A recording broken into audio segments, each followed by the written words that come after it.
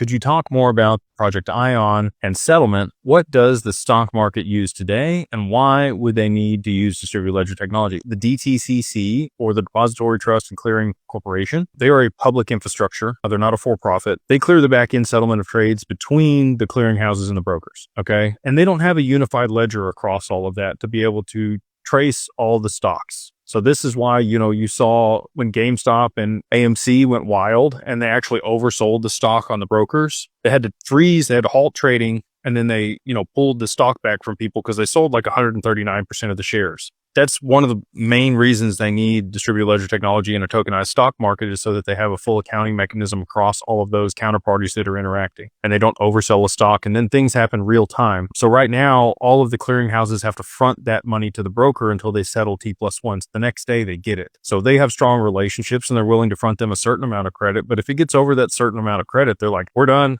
No more on this one. It was actually the clearinghouses that froze the trading on GameStop and AMC. It wasn't the brokers or the people that you were buying from, E-Trade or Robinhood or Webull or any of them. It was the clearinghouses that said, oh, we fronted way too much money and we know that there's, mess up here.